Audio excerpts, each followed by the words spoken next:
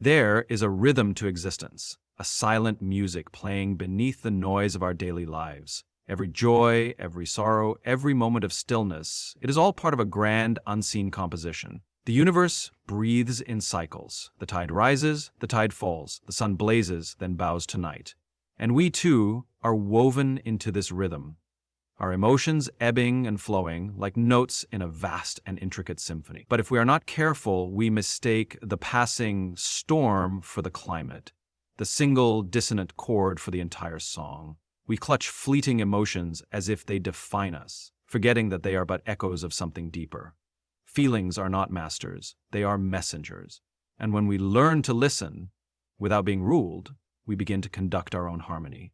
The universe is not random, and neither is your journey. You are not lost, you are becoming. There is a rhythm to life, a silent choreography unfolding beneath everything we see, everything we feel. It's easy to miss, distracted as we are by the noise of the moment, the sting of disappointment, the rush of excitement, the weight of uncertainty. But if we step back, if we truly pay attention, we begin to notice a pattern, a tide that moves in and out, a song that plays beneath the chaos. The universe operates in cycles. Day and night, summer and winter, growth and decay, everything follows a rhythm, and so do we.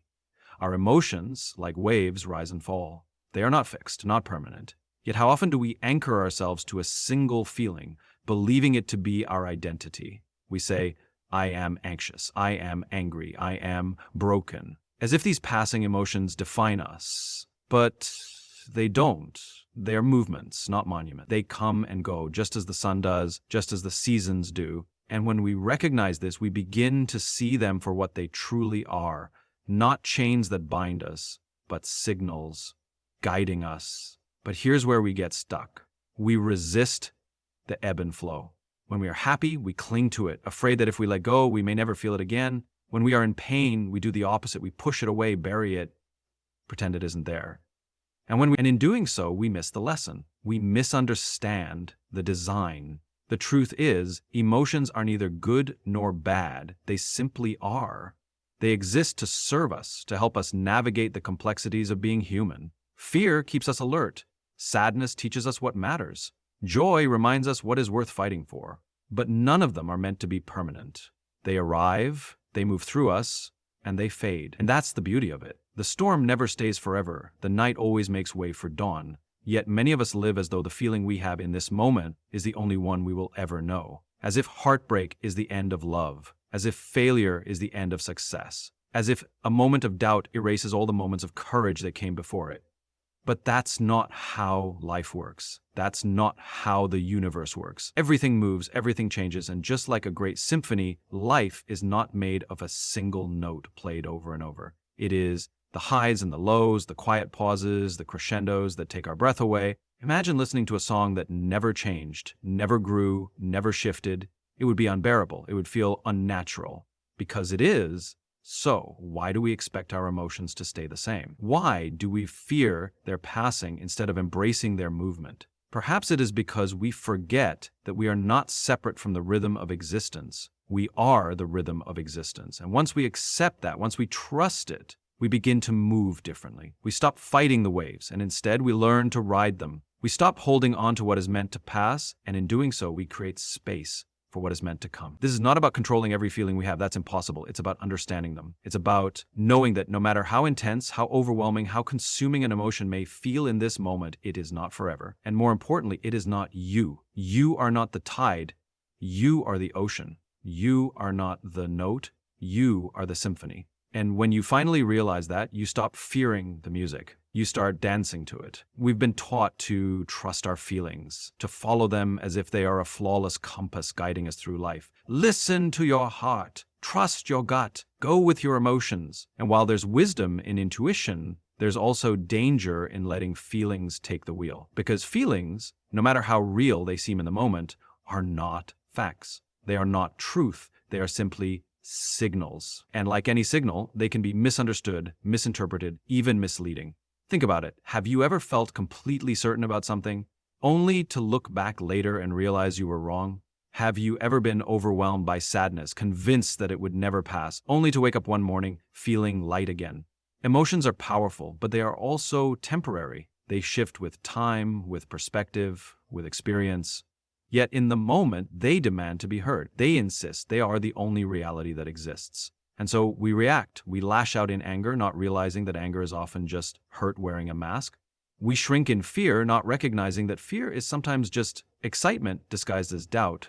We give up in frustration, forgetting that frustration is usually just progress in disguise, pushing us to grow. But when we let emotions dictate our actions, we are no longer in control. We become passengers, not drivers. And that's when we find ourselves making choices we later regret, saying things we can't take back, allowing temporary emotions to shape permanent outcomes. But what if instead of reacting, we paused?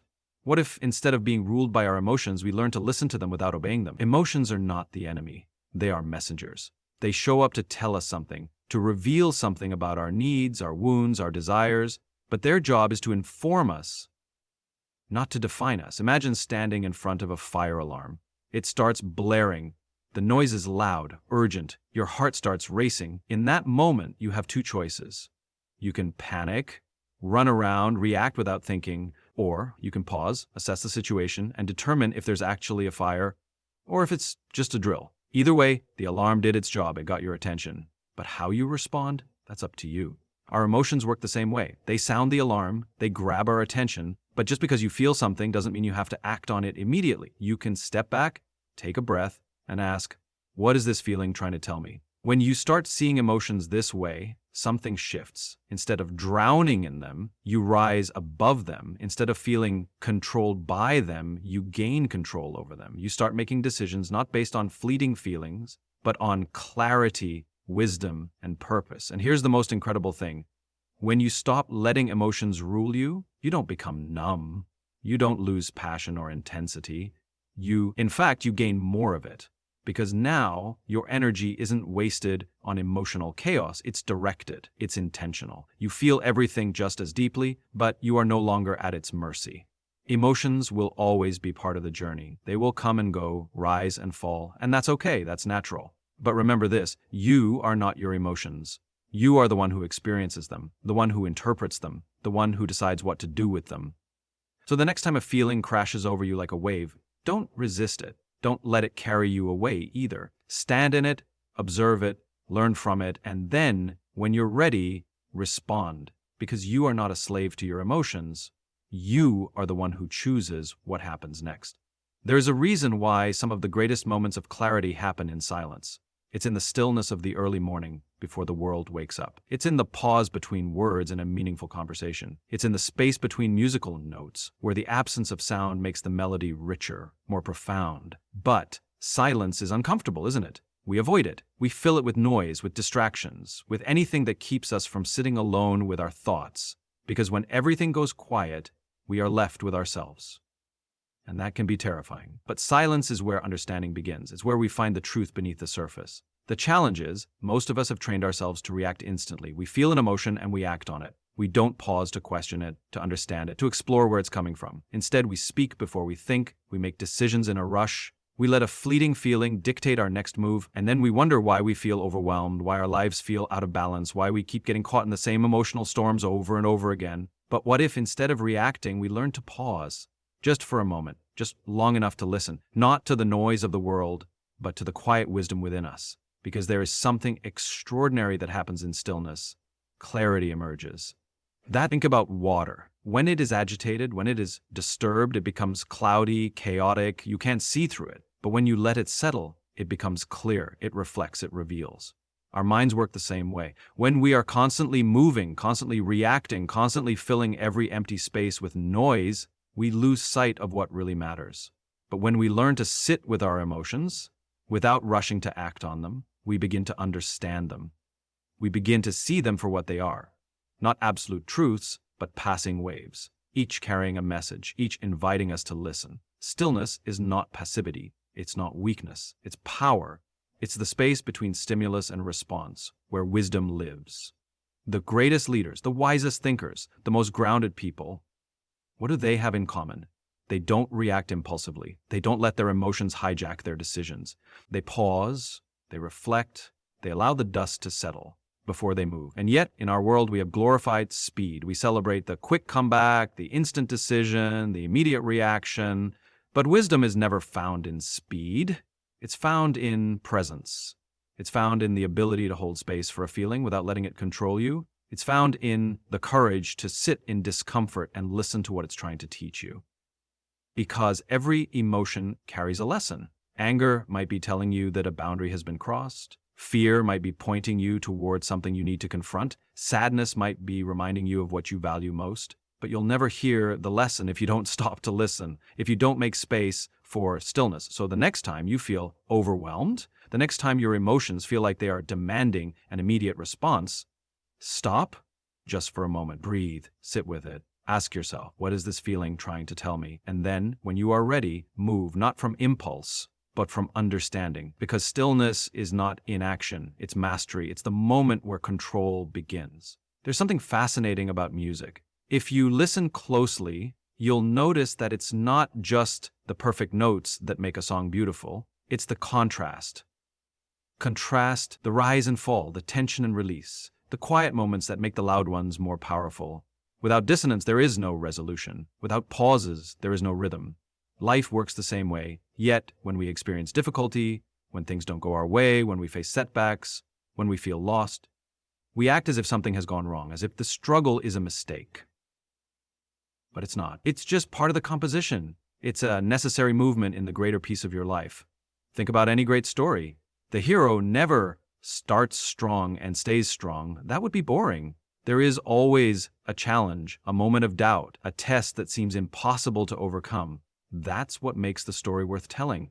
That's what makes the transformation real. Yet, when it comes to our own lives, we resist the hard parts. We treat them as interruptions, as unfair detours. But what if they weren't detours at all? What if they were essential movements in the unfolding of who we are meant to become? Every challenge we face, every moment of struggle, it is shaping us, refining us, strengthening us. Just like pressure turns coal into diamonds, our difficulties are not breaking us, they are molding us. The problem is we don't see it that way when we're in it. We feel stuck, lost, uncertain, and in those moments, our emotions convince us that we are failing, that we are falling apart. But what if we're not? What if we're simply in the middle of a process we don't yet understand? Pain has a purpose. Resistance builds strength. Growth is uncomfortable, always. No one becomes wiser, stronger, or more resilient by staying in ease. It is in the discomfort and the struggle, in the moments when we want to give up, that something deeper is happening. Look back on your life. Think of the hardest moments you've faced. The ones that shook you, the ones that made you question everything. At the time, they felt unbearable, but now you see them differently. Now you can recognize how they shaped you, how they led you to something better, how they forced you to grow in ways you never would have chosen on your own. So why do we forget this when we face the next challenge? Why do we act as if this time the struggle has no meaning? Perhaps it's because we want the resolution without the tension. We want the breakthrough without the breakdown, but that's not how life works. Every moment of struggle is like a note in a song. It doesn't make sense on its own, but when you zoom out, when you hear the entire piece, you realize it was necessary. This is why we must learn to trust the process, to embrace the difficult moments, not as signs that we are failing, but as evidence that we are becoming, because nothing great, nothing meaningful, nothing worth having ever comes without resistance. So, when you find yourself in the middle of a challenge, when life feels unfair, when everything in you wants to resist, pause, breathe, and remind yourself, this is not the end of your story. This is just the tension before the resolution, the dissonance before the harmony, the movement before the masterpiece. If you've ever stood in the ocean, you know how powerful the waves can be. Some come gently, brushing against your legs, while others crash into you with such force that they knock you off your feet.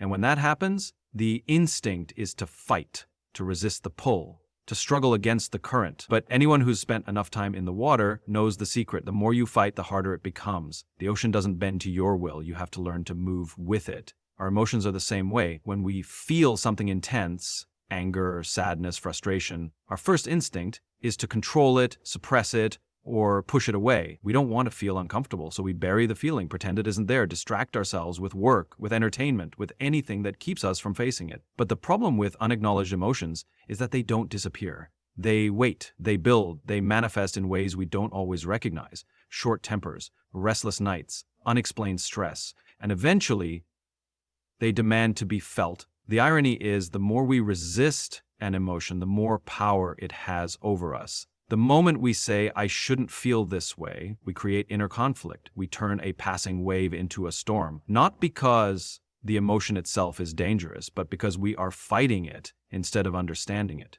What if instead of resisting, we acknowledged our emotions for what they are, not as enemies, not as obstacles, but as information? Every feeling carries a message.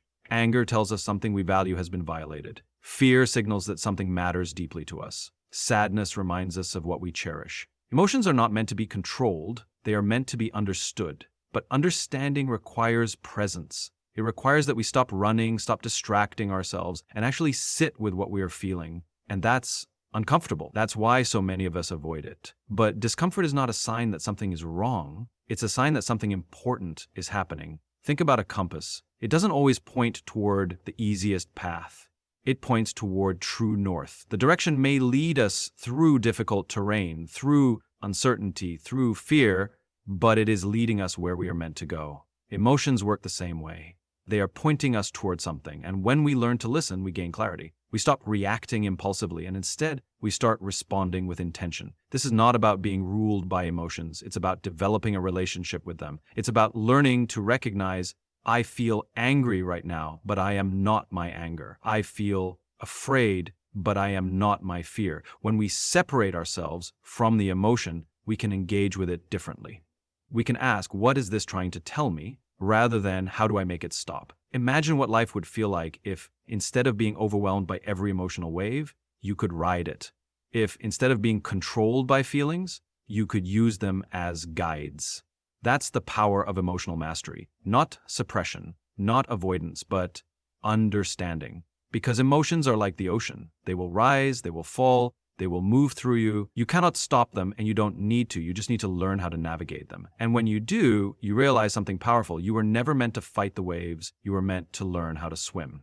There's something extraordinary about watching a skilled sailor navigate the open sea. The ocean is unpredictable. Winds shift.